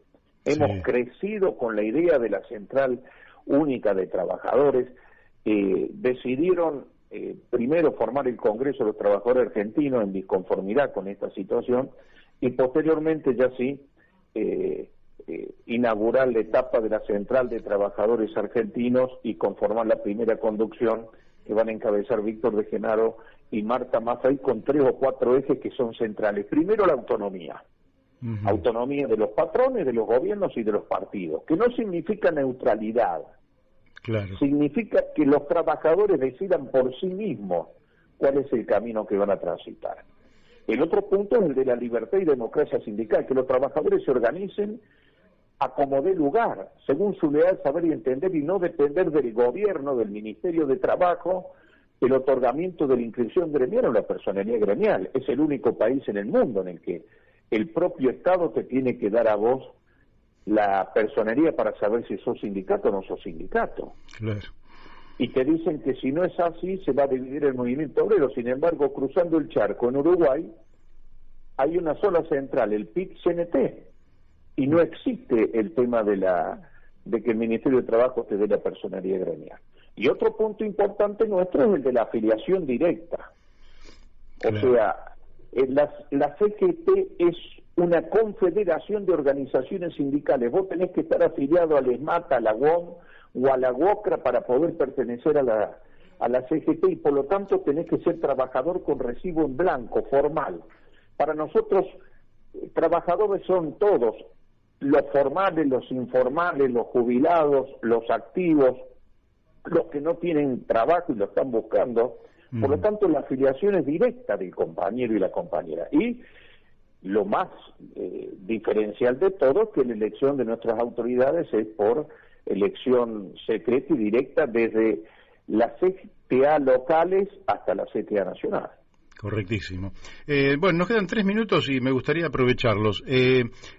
Ahora ya pasamos el 24 de marzo, ya estamos en el presente, digamos, después de esta recorrida histórica que hicimos. ¿Cómo estás viendo vos la política nacional? Vos has hecho mención de que efectivamente ha habido matices, es decir, que no se pueden igualar todos los periodos democráticos, porque no todos han sido iguales, no todos han tenido la misma conducta. Sin embargo, la estructura sobrevive, es decir, aquella estructura heredada de la dictadura, aquella estructura de un capitalismo neocolonial, dependiente, periférico, subordinado, se mantiene, y la Argentina en este marco tiene más de la mitad de su población por debajo de la pobreza, frustración. En el Gran Buenos Aires 7 de cada 10 niños o adolescentes son pobres, sin futuro, sin perspectiva, sin capacidad para formar una familia, tener un hogar, tener una casa, poder desarrollar sus potencialidades. Hay que cambiarlo, este presente hay que cambiarlo. Y para adelante, ¿qué estás viendo vos con energía suficiente como para decir, pucha, se enciende una luz de esperanza de que estas estructuras de la dependencia van a ir quedando en el pasado y vamos a construir una Argentina mejor? ¿Por dónde ves vos que pase la cosa? Mira, pienso mucho en el reagrupamiento de los sectores de trabajadores y demás, pero fundamentalmente en la juventud y en las mujeres, en lo que está dejando como saldo la lucha ambiental, a los cuales se ningunea tratándolos de ecologistas o que sos una etiqueta más de Greenpeace. Sin embargo, la lucha ambiental hoy por hoy me parece que es el nivel de confrontación más alto que hay con el modelo extractivista dependiente, en tanto y en cuanto cuestiona la misma raíz de este modelo. Y digo, la juventud o las juventudes con todas sus diferencias y demás, y el movimiento de mujeres que generó la Marea Verde y que además hoy está dispuesta a asumir ese protagonismo. Yo creo que lo que falta es la capacidad de una convocatoria que aúna todas estas luchas que por ahora están dispersas en un solo puño, en una situación que es muy compleja, porque la firma del acuerdo con el Fondo Monetario Internacional no tan solo legalizó el fraude del FMI con Macri, sino que significa un nuevo endeudamiento que va a hipotecar el futuro de los argentinos y una especie de cogobierno del Fondo Monetario que es inaceptable. Yo te diría, desde el pacto Roca-Runciman, en la década del 30 del siglo pasado, no se ve un nivel de subordinación ante el imperio de esta naturaleza. Por lo tanto, habrá que ver si somos capaces de generar una nueva alternativa que no caiga en la trampa de hacerle el caldo gordo a uno u otro sector dentro de la interna del PJ, que es lo que ocurre hoy con el albertismo y el kirchnerismo, más allá que dentro de uno y otro haya sectores interesantes, potables y que quizás se sumen a la idea de que todavía estamos a tiempo de poder forjar un proyecto que nos devuelva la soberanía política, la justicia social y sobre todo la felicidad del pueblo y la grandeza de la nación. Nada más para agregar, ya con esto no te podría preguntar más nada. Cerraste en forma magnífica, pero bueno, te voy a pedir el último minutito en torno a esta pregunta que es continuidad de la anterior. Es decir, que vos entendés que lo que necesita el país es una nueva síntesis con eje en los jóvenes, las mujeres, los ambientalistas y sectores de la política y de la sociedad. Exacto. Que confluyan en un punto con un programa mínimo, porque el otro tema, la política argentina se ha quedado sin programas. Lo que te dicen son frases como, qué sé yo, pobreza cero, o incluso este gobierno ha empezado a poner a la Argentina de pie, que nadie sabe muy bien de qué se trata, y no hay programas. ¿Qué pensás vos? ¿Cuáles serían los 3, 4, 5, 10 puntos a partir de los cuales podríamos generar esa nueva síntesis para la Argentina? Bueno, primero, dar de comer a los hambrientos. No puede ser que la Argentina fabrique alimento para 400 millones de personas y nosotros tengamos la mitad de la población bajo la línea de pobreza y que no tengan 2 platos de comida diaria. Primera cuestión esencial es esa. Segundo, recuperar soberanía. No solo la soberanía, cuando estamos a pocos días de Malvinas, no solo la soberanía sobre nuestros territorios irredentos como Malvinas, nuestra soberanía sobre el Paraná, donde navega los hechos de corrupción y contrabando más grandes que existen por parte de las multinacionales y de los sectores mafiosos en Argentina. Vicentín, en todo caso, es un emergente de esa cuestión. El otro tema central es la reindustrialización de la Argentina.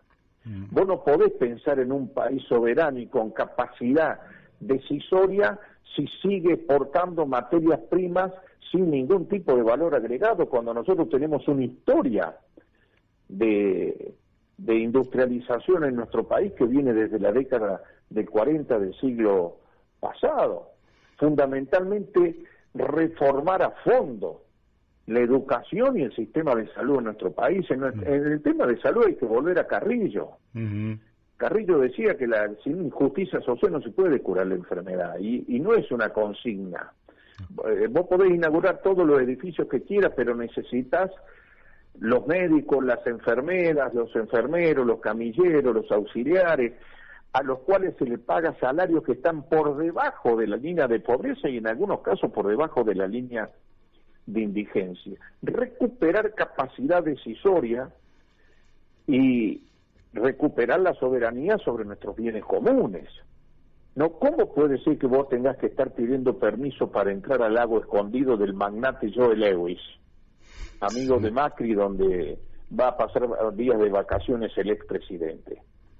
Bueno, si eso no es una colonia, ¿cómo puede ser que sigamos aceptando una base china en la Patagonia y una base estadounidense en la Patagonia? ¿Cómo puede ser que sigamos diciendo que somos un país dependiente cuando existen propietarios privados sobre los esteros de Iberá, que son una de las reservas acuíferas de agua dulce más importantes del mundo? Bueno, esos temas tenemos que interrogarnos y tenemos que plantearlo como proyecto, ¿no? Sin olvidar, Mario, lo último que digo, la línea histórica, de dónde venimos nosotros, quiénes reivindicamos, por qué reivindicamos a Mariano Moreno, por qué reivindicamos a Belgrano, por qué reivindicamos a San Martín, por qué reivindicamos el irigoyenismo que le dio visibilidad a los sectores medios en la Argentina, al peronismo que le dio visibilidad y poder a los trabajadores en la Argentina. Digo, venimos de las luchas sociales y políticas que le dieron sentido a nuestra nación, no de la entrega. Así es, y del cordobazo, desde Río Cuarto. Bueno, venimos del cordobazo, obviamente, y del viborazo, pero ojo, yo siempre digo, Mario, Córdoba es una provincia paradojal, porque está el cordobazo, el viborazo y la reforma universitaria, pero también estuvo Liniers en el primer intento de contrarrevolucionario contra la Revolución de Mayo. Así es. Pipón, el tiempo en cabeza de tigre, ¿no? Así es. Pipón, el tiempo se me fue, pero muchísimo más. Para mí fue un gustazo poder charlar con vos. Te tengo que despedir porque ya me están echando hace como 5 minutos. Bueno, dale. Te mando un fuerte abrazo. Un abrazo muy grande. Gracias por la invitación. Chao, hasta luego. Chao. Bueno, hemos hablado con Juan Carlos Pipón Giuliani, ustedes observan, un dirigente extraordinario. Y nosotros nos volvemos a encontrar mañana aquí en La Brújula, a las 12 del mediodía en Radio La Luna.